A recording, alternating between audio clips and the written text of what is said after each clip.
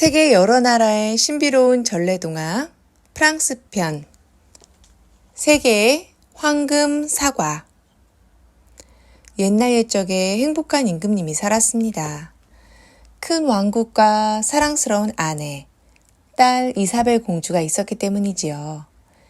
이사벨 공주는 환하게 비치는 햇살처럼 아름다웠습니다. 하지만 불행은 등 뒤에서 살금살금 기어오는 법이라고 하나요? 어느 날 밤 이사벨 공주가 병이 들었습니다. 유명한 의사들이 공주를 진찰하러 궁전으로 모여들었지만 그들은 그저 수염을 튕기고 고개를 저을 뿐이었습니다. 도대체 병의 원인이 무엇인지가 드러나지 않았기 때문에 이 약, 저 약을 시험해보는 수밖에 다른 도리가 없었습니다. 하지만 어떤 약을 써도 공주의 병세는 호전되지 않았습니다. 시간이 갈수록 공주는 여위어 같고 곧 죽을 것처럼 보였습니다. 이제 임금님은 공주를 구해낼 수 있다면 누구든 만나고 무엇이든 시험해보고 싶은 심정이 되었습니다. 그러던 어느 날 한 노인이 궁전으로 와서 임금님에게 말했습니다. 황금 사과를 찾으셔야 합니다. 황금 사과라고요? 임금님이 소리쳤습니다. 어떤 황금 사과 말이요? 왕국의 끝 어느 구석에는 나이팅게일이 밤낮으로 노래하는 정원이 있습니다. 이 정원에는 하얀 꽃이 만발한 사과나무가 한 그루 서 있고 그 나무에 황금사가 9개가 달려 있습니다. 그중 3개의 사과만 있으면 공주님의 병이 나을 것입니다. 임금님은 그 즉시 신하들을 시켜서 전국 방방곡곡에 널리 알리게 했습니다. 황금사과를 가져와서 이사벨 공주를 낳게 해주는 젊은이에게 큰 상을 내릴 거라고요. 그 젊은이는 또한 공주와 결혼하고 왕국도 물려받게 됩니다. 그런데 왕국의 끝 어느 구석에 한 가난한 농부가 세 아들과 함께 살고 있었습니다. 이들이 가진 것이라고는 작은 집 한 채, 암소 1마리, 암탉 몇 마리, 정원이 전부였어요. 하지만 그 정원에는 나이팅게일이 밤낮으로 울고 하얀 꽃이 만발한 사과나무가 자라고 있었습니다. 바로 이 나무에 9개의 황금사과가 달려 있었습니다. 임금님의 포고를 들은 세 형제는 모두 사과를 가지고 가서 행운을 잡아보고 싶었습니다. 하지만 첫째가 먼저 가게 되었어요. 자기가 제일 나이가 많으니 먼저 가야 한다고 우겼기 때문이죠. 첫째는 제일 큰 사과 3개를 따서 바구니에 담고 깨끗한 천으로 덮은 뒤 길을 떠났습니다. 그런데 얼마 가지 않아 한 할머니가 와서 물었습니다. 젊은이, 바구니에 뭐가 들어있지? 끈적끈적한 2컵이에요. 첫째는 무례하게 대답했습니다. 그거밖에 없어요. 그러자 할머니가 말했습니다. 그러면 끈적끈적한 2컵이가 있을 거야. 첫째는 걷고 또 걸은 끝에 임금님의 궁전에 도착했습니다. 3개의 황금사과를 가져왔다는 얘기를 들은 경비병들은 첫째를 당장 임금님과 왕비가 있는 홀로 데리고 올라갔습니다. 폐하, 제가 황금사과 3개를 가져왔습니다. 첫째가 말했습니다. 임금님은 웃으며 바구니 안에 손을 집어넣었습니다. 아니, 그런데 이게 뭐예요?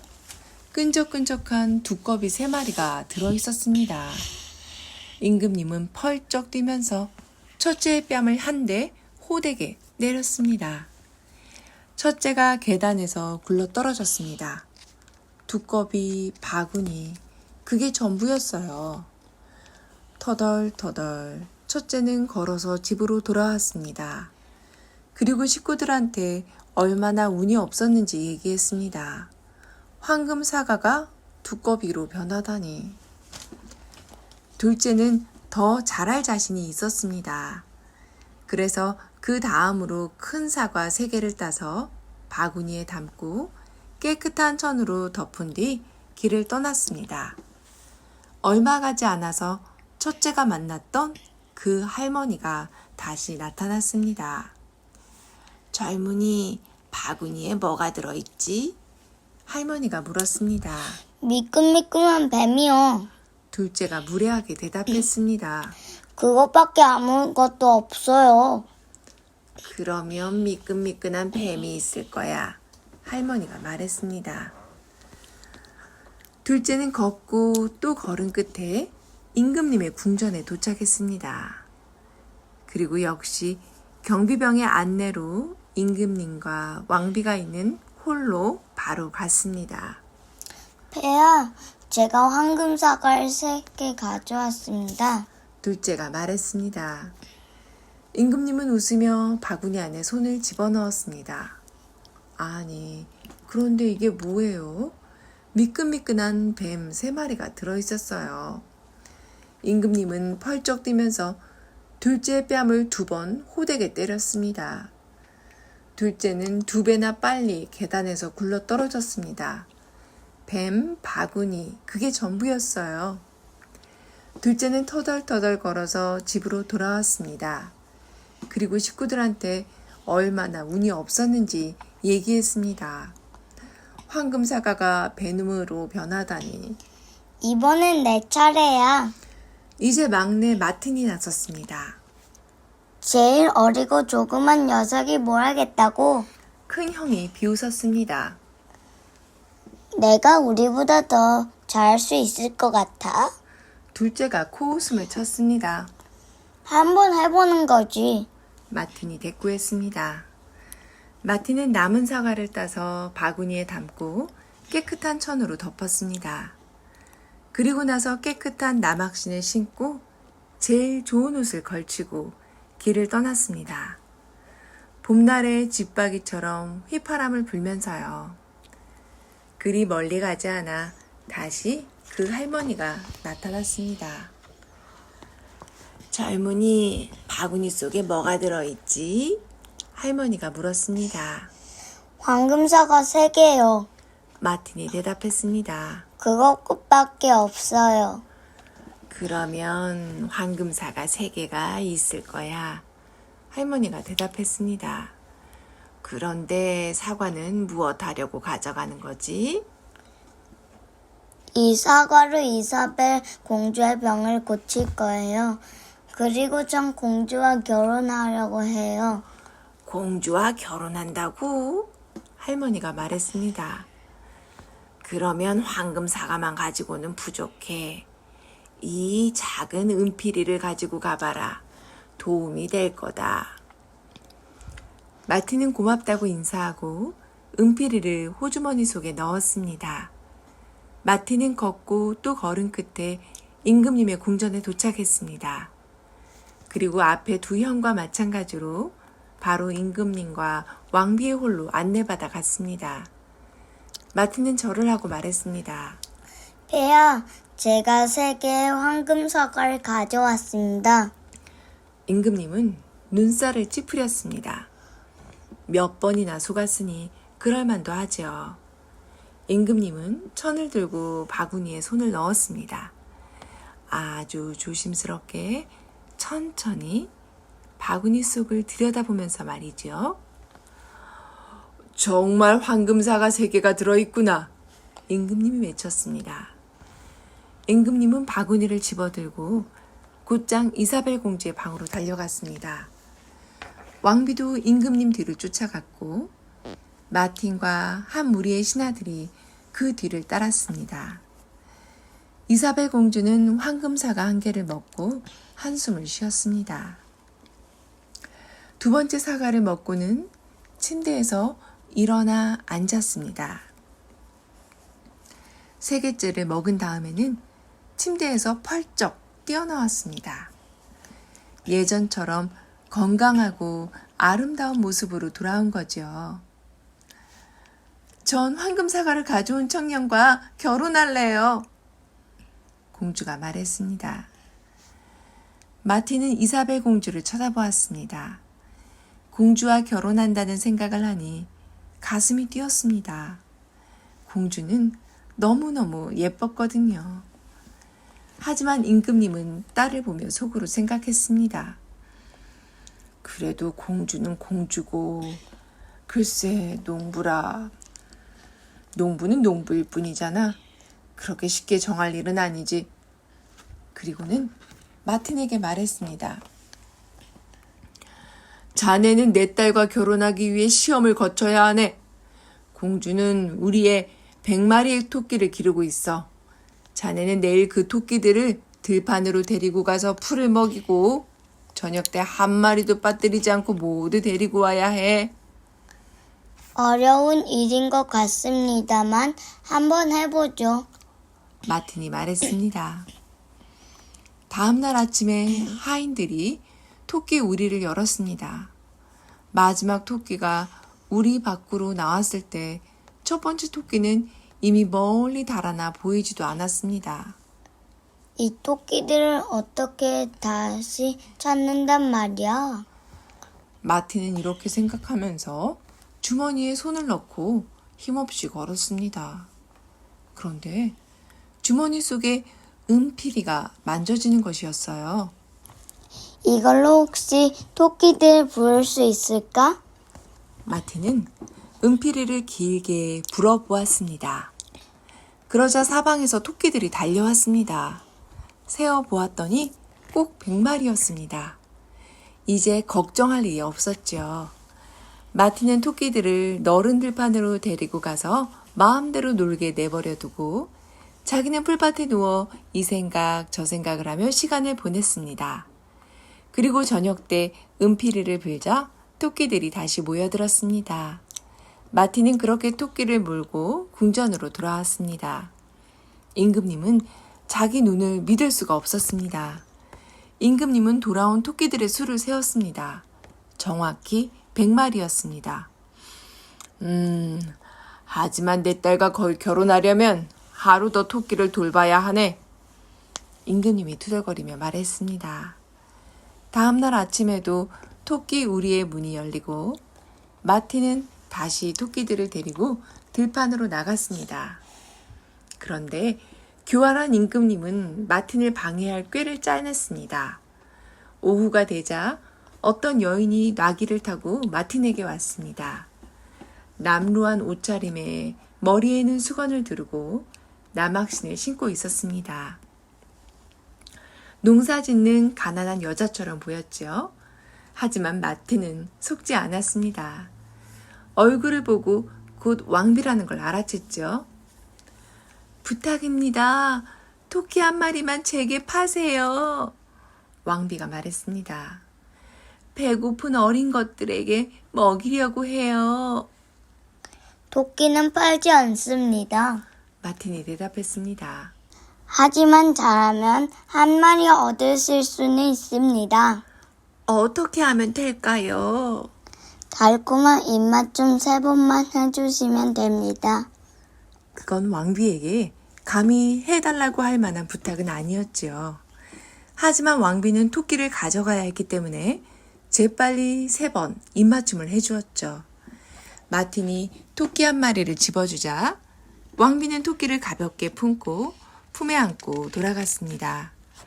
하지만 왕비가 궁전 문 앞에 도착했을 때 마틴은 은피리를 불었습니다. 그러자 토끼는 왕비의 품에서 빠져나와 마틴에게 깡충깡충 뛰어갔습니다. 저녁 때가 되어 마틴은 다시 은피리를 불며 토끼를 몰고 궁전으로 돌아왔습니다. 임금님은 더 꼼꼼히 세어보았지만 이번에도 정확히 100마리였습니다. 그래도 물러서려 하지 않았습니다. 하지만 내 딸과 결혼하려면 하루 더 토끼를 돌보아야 하네. 임금님은 이렇게 투덜대며 말했습니다. 다음 날 아침 마틴은 다시 한번 토끼를 몰고 나갔습니다. 임금님은 꾀를 더 짜냈습니다. 오후가 되자 어떤 남자가 나귀를 타고 마틴 앞에 나타났습니다. 남자는 누더기 같은 옷에 찢어진 바지를 입고 머리에는 베레모를 쓰고 신발은 남학신을 신고 있었습니다. 하를 넘는 가난한 농부의 행색이었죠. 하지만 마틴은 곧 알아보았습니다. 임금님이 직접 온 거예요. 토끼 한 마리 내게 파쇼. 임금님이 말했습니다. 값은 잘 쳐드릴 테니. 토끼는 팔지 않습니다. 마틴이 대꾸했습니다. 하지만 잘하면 토끼를 얻을 수는 있죠. 어떻게 해야 하오? 임금님이 물었습니다. 글쎄요, 내가 이 들장미 숲에서 가지를 꺾으면 몸을 숙이세요. 회초리 3대만 맞으시면 됩니다. 그건 임금님이 할 수 있는 일이 절대 아니었어요. 하지만 임금님은 토끼를 가져가야 했기 때문에 나귀에서 내려 몸을 숙였습니다. 마틴이 회초리로 3대를 때렸습니다. 찰싹 찰싹 찰싹. 그리고 나서 임금님은 다시 나귀에 올라탔고 마틴은 토끼를 건네주었습니다. 임금님은 집으로 돌아가는 동안 토끼를 아주 꼭 붙잡고 있었어요. 그런데 임금님이 궁전의 문에 거의 도착했을 때 마틴은 은피리를 불었습니다. 토끼는 그 소리에 임금님의 품에서 빠져나와 마틴에게 돌아갔습니다. 저녁이 되어 마틴은 다시 은피리를 불면서 토끼들을 몰고 궁전으로 돌아왔습니다. 임금님은 토끼를 세어보았지만 100마리가 모두 다 있었습니다. 내일 아침 궁전으로 오게. 임금님이 투덜대며 말했습니다. 마틴은 약속대로 다음 날 아침 궁전에 왔습니다.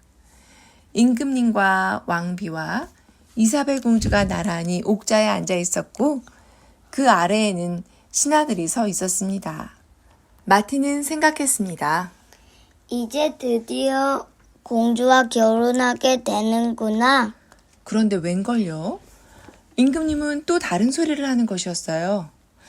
내 딸과 결혼하려면 재치 있고 지혜롭다는 걸 보여주어야 하네. 자, 그러면 지금부터 얘기를 시작해서 재미있는 진실의 보따리가 가득 찰 때까지 계속 이야기를 해보게. 내가 보따리가 가득 찼다고 선언하면 그때 이야기를 그만두고 공주와 결혼할 수 있네. 마틴은 씩 웃었습니다. 보따리를 채울 아주 재미있는 일들을 알고 있었거든요. 첫 번째 진실입니다. 마틴이 이야기를 시작했습니다. 어느 날 저는 이사벨 공주의 귀여운 토끼들을 돌보고 있었는데 왕비님이 오셨습니다. 시골 아낙네 같은 차림에 나귀를 타고 계셨죠. 믿으실지 모르겠지만 왕비님은 토끼 한 마리를 갖고 싶어 하시더군요. 너무너무 갖고 싶은 나머지 왕비님은 아니야! 임금님이 소리쳤습니다. 아니야! 듣고 싶지 않아! 왕비님은 토끼 한 마리를 얻으려고 제게 3번 뽀뽀를 해주셨죠. 처럼 임금님은 거짓말이라고 할 수가 없었어요. 마틴은 이야기를 이어갔습니다. 그 다음 날이었습니다. 저는 또 토끼를 돌보고 있는데 임금님이 농부 차림으로 나귀를 타고 오셨습니다. 믿으실지 모르겠지만 임금님도 토끼가 갖고 싶다고 아니야, 얘기하지 마! 임금님이 소리쳤습니다. 너무나 갖고 싶어 하셔서 됐어, 그만해! 폐하께서 몸소 허리를 굽히고 그만! 몸을 숙인 폐하를 제가 그만! 이제 정말 됐네. 보따리가 꽉 찼어. 내 딸하고 결혼하게. 그래서 그 다음 날로 마틴은 이사벨 공주와 결혼했습니다. 공주도 매우 행복했습니다. 마틴은 시골 청년에 지나지 않았지만 그래도 공주는 마틴을 사랑했거든요.